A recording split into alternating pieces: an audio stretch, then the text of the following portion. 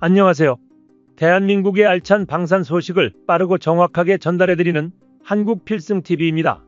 오늘 오전 제76주년 국군의 날 기념행사가 치러졌습니다. 이날 기념식에는 5,300여 명의 병력과 340여 대의 장비가 참가했으며 대한민국 국방부 장관, 합동참모의장, 한미연합군 사령관 등을 비롯한 주요 인물들이 참석하였습니다. 국군의 날 시가 행진을 진행하는 대규모 행사를 통해 정부는 우리 국민들에게 국군의 위용을 보이고 우리 장병들에게 성원과 격려의 말을 보내어 사기를 진작하겠다고 밝혔습니다. 또한 이번 국군의 날 행사를 통해 여러 장비와 병력을 과시함으로써 대북 억제력을 제공하려는 의미도 담고 있는데요. 최근 북한은 대남 쓰레기, 풍선 살포와 탄도미사일 발사 등 북한의 복합 도발에 대한 경고 메시지를 보내는 차원에서 괴물미사일이라 불리는 현무5까지 첫 공개를 진행하였습니다. 이번 국군의 날 행사로 인하여 대한민국 무기가 다시 한번 세계 방산업계를 강타하였습니다. 놀라운 지상무기는 물론 이제 항공무기의 수준까지 높여가는 한국 방산은 무시할 수 없는 수준으로 성장했는데요. 최근 미 공군이 한국에 방문하여 한국산 훈련기를 살펴보고 갔다는 소식은 다시 한번 한국산 무기의 위상을 보여주는 계기가 되었습니다. 사실 미 정부의 한국산 전투기 흠집내기가 도를 넘어선 상황이 왔었는데요. 이는 파산 직전까지 내몰린 보잉을 살리기 위해서였습니다. 보잉의 훈련기를 수주하기 위해 미 해군은 고등훈련기 사업 입찰을 1년이나 미루었고 일각에서는 한국이 훈련기 350대를 공급할 여력이 안 된다는 거짓 정보까지 유통하였습니다. KF-21 양산도 버겁기 때문이라는 것인데 한국의 생산력은 세계적으로도 놀라운 수준입니다. 반면 보잉의 생산 라인은 처참한 수준이지만 미국 정부의 힘으로 겨우 산소호흡기를 붙여놓은 꼴이었습니다. 수년 전부터 미군은 훈련기 부족으로 훈련 상황에 적색 경보가 들어왔습니다. 하지만 여전히 과거의 영광에 사로잡힌 채 갑질을 자행하고 있습니다. 하지만 현재 미국은 한국항공우주산업과 원만한 협의가 절실한 상황인데요. 오늘은 미국 고등훈련기 사업에 대해 분석하고 한국산 훈련기의 미국 시장 진출 가능성에 대해 낱낱이 알려드리겠습니다. 공중전력에 있어 훈련기의 중요성은 전술기에 버금간다고 할 수 있습니다. 그 이유는 파일럿 양성 과정에서 투입되는 수많은 시간과 자본 때문입니다. 그런데 이러한 과정에서 충분한 수량의 훈련기가 뒷받침되지 않는다면 전투 효율은 급감할 수밖에 없습니다. 더구나 세계에서 가장 비싼 전투기를 가장 많이 보유한 미국은 비용 효율성을 따져볼 수밖에 없습니다. 미군이 보유한 전술기 중 가장 저렴한 축에 속하는 F-16 계열조차도 이미 3,600대 이상 생산됐음에도 여전히 도입 가격이 1,000억 원에 육박합니다. 4.5세대 전투기의 대표 중 하나인 F-15EX 이글도 마찬가지입니다. 이러한 상황에서 미군의 저렴한 훈련기 도입은 지속적인 과제로 남아있을 수밖에 없습니다. 심지어 돈값 못하기로 유명한 T-7A조차도 초기 예비 부품을 포함한 총무기 시스템 비용이 290억 원입니다. 물론 그렇다고 해서 훈련기의 성능이 도입 가격만큼 중요하지 않다는 뜻은 아닙니다. 카이가 제시했던 T-50 패키지 비용은 대략 320억 원 선으로 알려져 있는데요. T-7A 대비 대략 10% 정도 높은 가격이 발목을 잡았지만 성능 측면에선 T-7A와 비교할 수 없을 정도로 높았습니다. 훈련기 성능이 우수할수록 훈련기에서 전술기로 넘어가는 훈련 기간을 단축할 수 있는데 애초에 개발 목표 자체가 원가 절감이었던 T-7A는 허점투성이로 세상에 등장할 수밖에 없었습니다. T-7 개발 당시 개발을 주관한 보잉은 세계 거대 항공기 제작사로서 원가 절감 능력을 유감없이 발휘했고 함께 개발하던 사브의 설계 간소와 기술까지 추가되면서 최종 양산 예산 단가는 놀라울 만큼 저렴하게 뽑혔는데요. 이 과정에서 제품 개발부터 설계까지 모두 디지털 방식으로 간소화되었으며 항공기 개발의 필수 코스로 불리는 풍동실험조차 시뮬레이션으로 대체했습니다.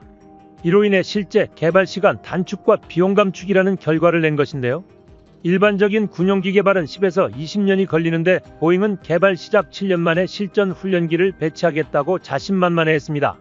하지만 이러한 꿈은 이루어지지 못했는데요. 보잉의 말대로라면 T-7은 이미 미국 하늘을 날고 있어야 합니다.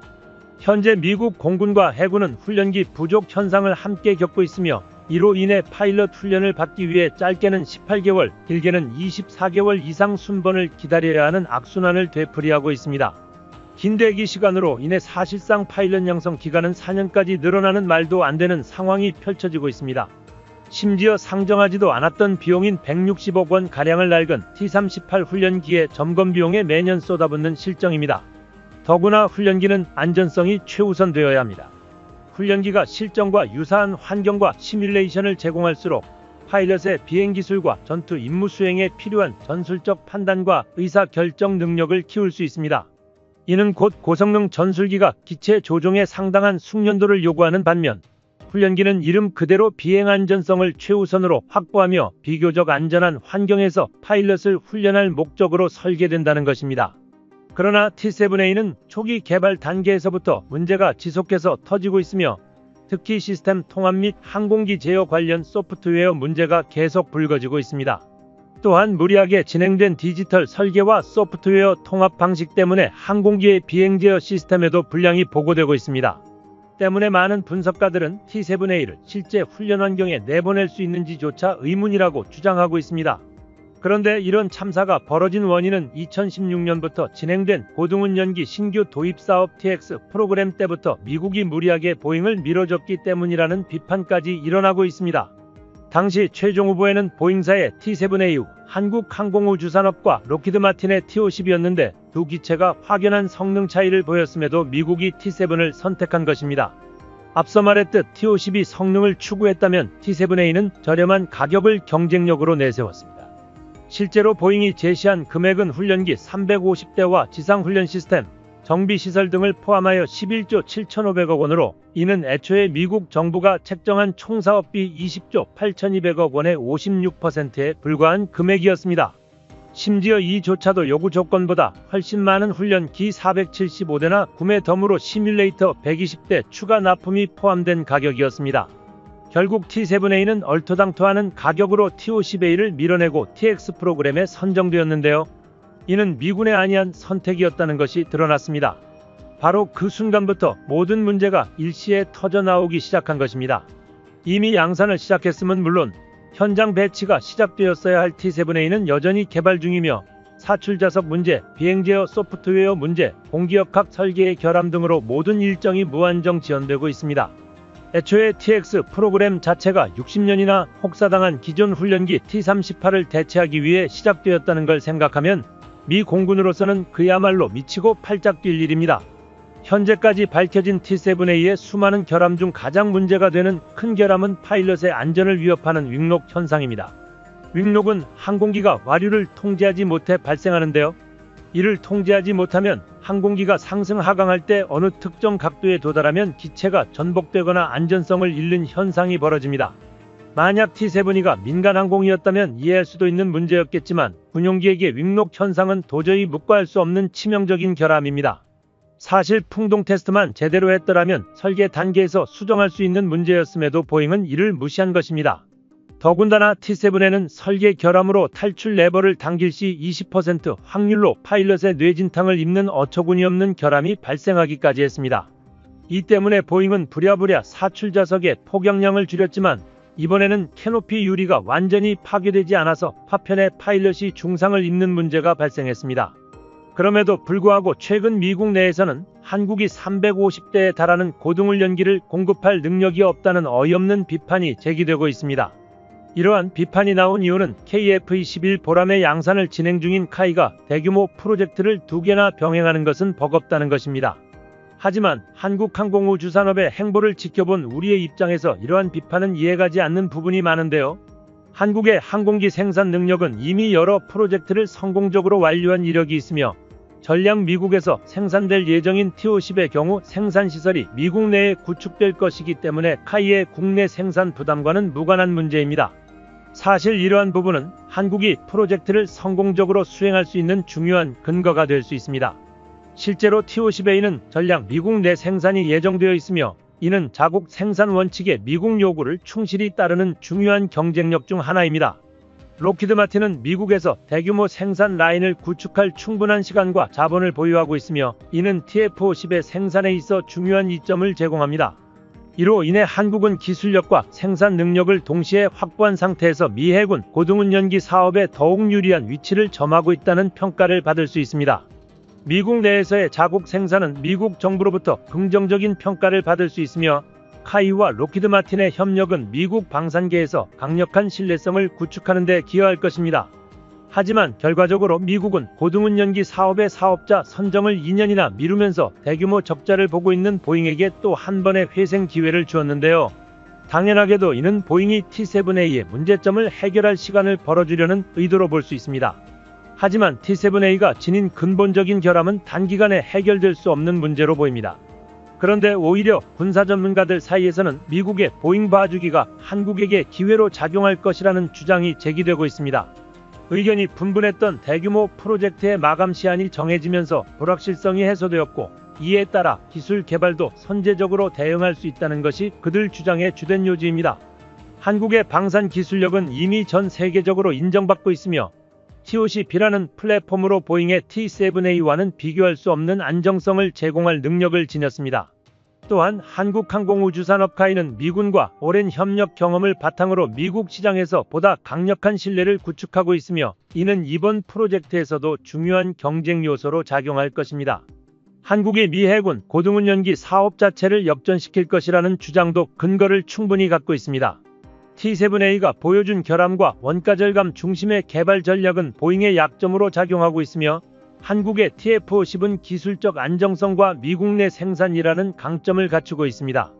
특히 록히드 마틴과의 협력을 통해 카이는 미국 내 생산 체제를 완벽하게 구축할 준비가 되어 있으며, KF-21 보라매와 같은 대형 프로젝트를 성공적으로 진행하고 있다는 사실 역시 이번 사업에서 한국 방산 역량이 긍정적으로 평가받는 요소가 됩니다.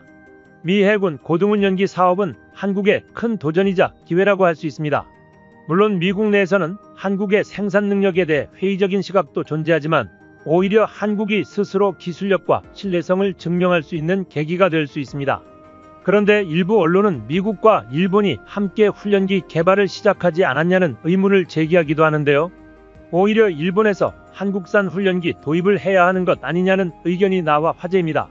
현재 일본은 T4 훈련기를 사용하고 있습니다. G4 훈련기는 가와사키 중공업, 미쓰비시 중공업, 후지 중공업이 협력 제작한 일본 자체 생산 고등 훈련기입니다. T4는 아음속 제트기로 최고 시속은 약마하 0.9마하 1을 돌파를 하지 못하는 기체입니다. T4 훈련기는 1985년에 첫 비행을 마치고 1988년부터 본격적인 양산에 들어갔는데요. 현재까지 모두 212대가 생산되었습니다. 하지만 양산을 시작한 지 오랜 시간이 흘러 현재 기체가 심하게 노후되어 일본 항공자위대는 전투기 조종사 훈련에 어려움을 겪고 있는 실정입니다. 2019년에는 T4 훈련기 엔진 한쪽이 정지해 긴급 착륙하는 사고도 있었습니다. 또한 보유 중인 일부 훈련기에서는 정비가 완벽하게 완료된 상태에서도 출력이 나오지 않는 등 노후화로 인한 심각한 문제들이 지속적으로 발생해 왔습니다. 그래서 5년 전부터 일본 방위성과 항공자위대 내에서도 차세대 고등운전기 개발에 대한 요구가 지속적으로 나오기 시작했습니다. 하지만 당시 F-35A1을 147대나 도입하면서 예산 문제로 차세대 고등훈련기 개발은 후순위로 밀려나 버렸습니다. 게다가 일본 내에서는 2030년대 중반 퇴역 역할 F2 전투기를 대체할 전투기를 개발하는 데 여념이 없었습니다. 바로 F3가 그 대상이었는데요. F3 개발비에는 1.4조엔 한화 약 12조 4천억 원이라는 어마어마한 비용이 들어갔습니다. 차세대 전투기에 수많은 비용을 투입한 일본은 차세대 고등훈련기 개발을 차일피일 미뤄왔습니다. 그리고 이제 노후화된 T4가 5세대 전투기인 F-35 훈련에 대응하기 힘들어지는 순간이 온 것입니다. 추가적인 차세대 전투기를 만들더라도 훈련이 되지 않을 것이 불보듯 뻔했기 때문에 일본은 후속 훈련기 선정을 미룰 수 없었습니다. 일본 내부에서 대한민국의 T-50 고등훈련기를 도입하는 방안을 신중히 검토해야 한다는 의견이 제기되기 시작한 것도 이 무렵입니다. 물론 일본과 한국은 동맹국이나 미묘한 관계를 가지고 있기에 이는 심각한 사안으로 고려해야 할 부분입니다. 하지만 일본은 나름대로 T-50에 군침을 흘릴 만한 이유가 있었습니다. 대한민국의 78년기는 카이와 록히드 마틴이 공동 개발한 만큼 록히드 마틴의 F-16을 많이 참고해 만들었다는 사실을 아실 것입니다. 5세대 스텔스 전투기 F-35도 F-16의 후속 기종으로 출시된 다목적 전투기인 만큼 T-50이 기종 전환에 유리한 훈련기라는 것입니다. 하지만 일본이 대한민국의 T-50을 도입하기에는 한일 관계 등 다양한 제한 요소가 많았습니다. 그럼에도 일본은 대한민국의 T-52 주력 전투기, F-35 전투기 조종사 양성에 최적화된 보도 운영기라는 사실에 군침을 흘릴 수밖에 없었습니다. 그도 그럴 것이 대한민국의 T-50 훈련기는 이미 세계 각지에 수출된 후 도입한 국가마다 높은 만족도를 보이며 성공적으로 운영 중입니다. T-50을 도입한 국가들만 봐도 폴란드, 필리핀, 이라크, 말레이시아 등 셀 수 없을 정도입니다. 누가 봐도 일본으로서는 자존심 굽히고 눈 한 번만 딱 감으면 뛰어난 성능에 적합한 훈련기를 얻을 수 있는 방안인 것은 분명했습니다. 그러던 중 일본이 대한민국의 최우식과 이탈리아의 M346 그리고 미국의 T7을 최종 후보로 결정한 후 차세대 훈련기 도입 사업을 진행한다는 소식이 들렸습니다. 그때까지만 해도 일본이 생각 없이 그저 연막작전을 펼치며 찔러보기를 하는 듯 보였습니다. 사실 한일 관계를 생각하면 대한민국이 T-50을 일본에 판매할 리가 없기 때문입니다. 이를 감안하면 일본이 T-50을 장바구니에 넣어둔 건 그 월등한 성능을 이용해 경쟁자인 M346이나 T7의 가격을 낮춰보려는 꼼수로 보였습니다. 무기 도입 사업에서는 꽤 흔하게 벌어지는 일입니다. 하지만 충격적이게도 일본은 실제 대한민국에게 접근했는데요. 2023년 말 일본의 방위성 관계자가 대한민국 측과 접촉하고 얼마 지나지 않아 싱가포르 에어쇼에서도 일본 방위성 간부와 2차례 미팅을 가졌습니다. 그러나 일본은 결국 자국 내 유력 언론을 통해 차세대 훈련기 도입 사업은 미국과 공동개발을 진행하는 방향으로 결정됐다고 보도했습니다. 보도된 내용에 따르면 일본이 훈련기의 후계 기를 미국과 손잡고 공동개발하는 방향으로 사업을 조정하고 있으며 결과는 이번에 열리게 될 미일 정상회담에서 발표할 예정이라고 보도했습니다. 여전히 앞과 뒤가 다른 모습을 보이는 일본입니다. 그런데 T-50 대신 언급된 훈련기가 확인되자 우스움을 감출 수 없는데요. 바로 보잉의 T-7A가 일본 훈련기 도입 사업의 유력 후보로 오른 것입니다. 사실 T-7A 레드호크는 개발에 심각한 난항을 겪고 있으며 한화 1조 7천억 원에 달하는 천문학적 규모의 손실을 보고 있습니다. 심지어 T-7 시제기에서는 비상탈출 시스템을 비롯해 조종사들에게 위협이 될 만한 심각한 결함들이 발생했습니다. 2년여의 시간이 흐른 지금도 결함의 실마리를 찾아내지도 못한 채 개발이 엿가락처럼 늘어지는 상황입니다. 일본은 누가 떠밀지도 않았는데 T-7이라는 불구덩이에 스스로 걸어가고 있는 꼴인데요. 보잉의 T-7은 개발이 언제 완료될지도, 아니 개발이 완료될 수 있을지 모르는 실정입니다. 이미 예정된 기한을 2년이나 넘겨버려 천문학적인 규모의 개발 비용도 추가되었습니다.